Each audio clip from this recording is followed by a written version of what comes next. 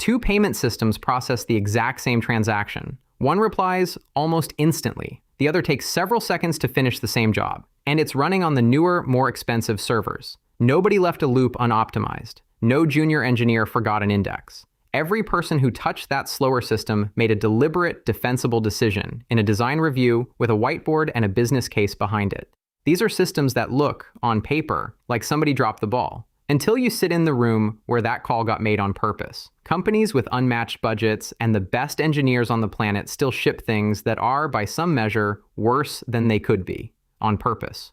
The obvious explanation is that someone made a mistake upstream. Comfortable. Also wrong. What's actually happening? Every one of those systems is the result of a trade nobody says out loud. For every property you gain, you pay for it somewhere else. In a currency you don't notice until it's missing. 7 of these trades run the entire industry. Once you can see them, the question, what's the best architecture, stops making sense. Open a ticket that says, make it faster. And you've just stepped into one of the oldest disputes in the field. Latency versus throughput. Latency is how long one request takes. Throughput is how many requests the system finishes per second. Treat them as the same goal, and systems die under load. Picture a single-lane toll booth versus a 12-lane plaza. The one-lane booth waves a car through in 2 seconds. Great for that car. Queue up 10,000 cars, and it becomes a parking lot. The 12-lane plaza takes 5 seconds a car, but clears 10,000 before the booth finishes its first 100. This is why batch processing exists.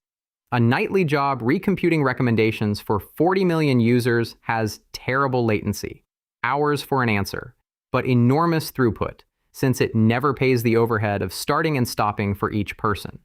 Real-time systems make the opposite bet. A fraud detection API must answer in under 100 milliseconds, or the transaction times out, trading efficiency at scale for speed on the one request in front of it right now.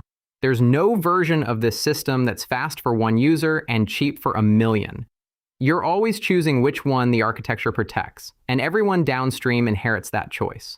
A cable snaps between 2 servers. Every database on Earth just got forced into the same choice. It's math, not marketing. In 2000, computer scientist Eric Brewer proposed that any distributed system, anything running on more than one machine, can only guarantee 2 out of 3 properties at once: consistency, availability, and partition tolerance. 2 years later, Seth Gilbert and Nancy Lynch proved he was right. Partitions, network splits between servers, happen constantly on the open internet. So in practice, the real choice is between consistency and availability. Consistency means every read returns the most recent write, guaranteed no matter which server answers. Availability means every request gets an answer, even if that answer might be stale. You cannot have both the instant the network between your servers breaks, even for a fraction of a second, and it will break. A banking system chooses consistency. It would rather return an error, try again, than show you a balance that might be wrong. An error is recoverable. A wrong number in a bank account is not. A social feed chooses availability. It would rather show you a like count from 4 seconds ago than show you a spinning wheel. Nobody's finances depend on whether a post has 4,001 or 4,004 likes, so the system optimizes to never look broken. Next time your app shows you something stale, that's usually this trade at work, not a bug. Ask 10 engineers whether to split a code base into microservices and you'll get 11 opinions. That argument has a name: Monolith versus microservices. A monolith is one code base, one deployment, one team that can see the whole system in a single repository. Early on, that's close to unbeatable. Rename a function and know every place it breaks. Ship a feature with one build. No network call between checkout and inventory because they live in the same process. Microservices split that system into dozens of independently deployed pieces, each owned by a different team. The pitch is scalability. Checkout can deploy 15 times a day without waiting on inventory's release calendar. At real scale, with hundreds of engineers, that independence is what keeps the organization moving. But independence has a cost. Every call across a service boundary is now a network call that can time out, retry, or fail in ways a local call never could. Debugging one request means tracing it across 12 services, 12 logs, and 12 on-call rotations. Companies that adopt microservices before they have the scale to justify them aren't buying scalability. They're buying the cost of a 100-person engineering org while still being 12 people. Amazon's Prime Video team found that out with one of its monitoring tools. They moved it back into a monolith and cut infrastructure cost by about 90%. A filing cabinet versus a shoebox you sort out later. SQL versus NoSQL, decided in the first week of a project and revisited for years. A relational SQL database enforces structure before it accepts your data. Every row matches a schema, every relationship is defined up front. And that rigidity is what lets you ask complex questions across tables and trust the answer. The cost is that the structure has to exist before you write a single row. And if the shape of your data changes, that migration becomes everyone's afternoon. A NoSQL store, document, or key value accepts almost anything you hand it and figures out the structure later, if ever. That flexibility makes early development fast, and it makes ingesting messy, high-volume data, logs, events, sensor readings, nearly frictionless. The cost shows up later when you need to ask a question the data wasn't organized to answer, and you find out that flexibility was borrowed against future query performance.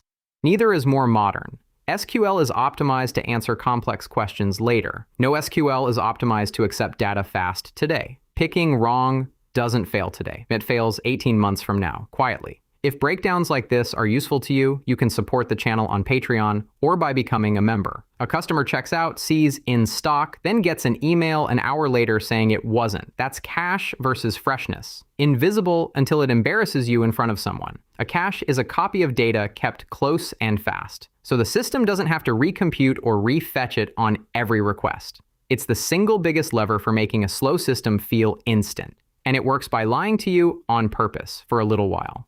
The moment you cache anything, you've accepted that some users, some of the time, will see a version of the truth that's already out of date. A product page that still says in stock 90 seconds after the last unit sold.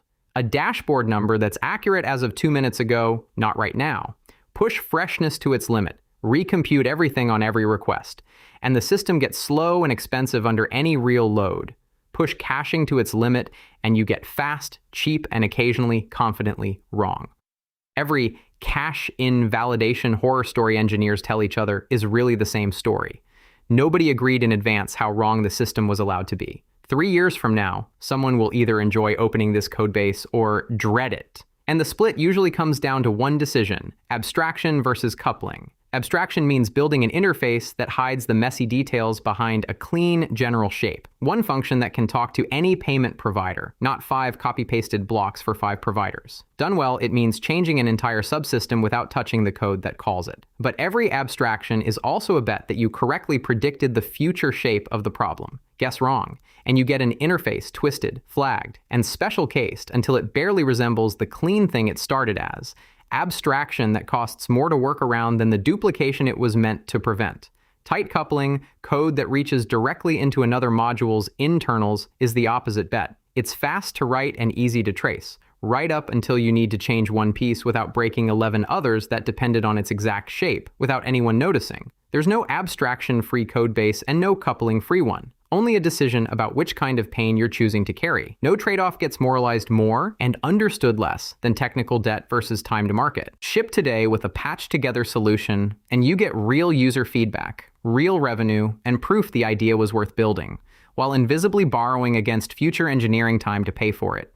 Spend 6 months building the elegant version first, and you might launch into a market that no longer exists, having built the right architecture for a product nobody asked for anymore. Debt in engineering works less like a moral failure and more like a financing instrument, one you take out without ever seeing the interest rate. The only real mistake is not knowing which shortcuts you can afford to leave unpaid and which ones will bankrupt the next 6 months of the roadmap. Here's where this gets uncomfortable for anyone shipping code in 2026. Every one of these 7 decisions used to require a person who understood the business, the team, and the failure modes, weighing which costs they could afford. Increasingly, that person is a language model. And a language model doesn't weigh your trade-offs. It weighs the internet's trade-offs. It suggests the architecture with the most GitHub stars, the schema with the most Stack Overflow answers, the pattern that appears most often in its training data, because most common is the closest thing a language model has to an opinion. That's not neutral. It's the average of 1,000 other companies' decisions, made for problems that were not your problem, at a scale that is probably not your scale, silently baked into code that looks confident and reads like it knows exactly what it's doing.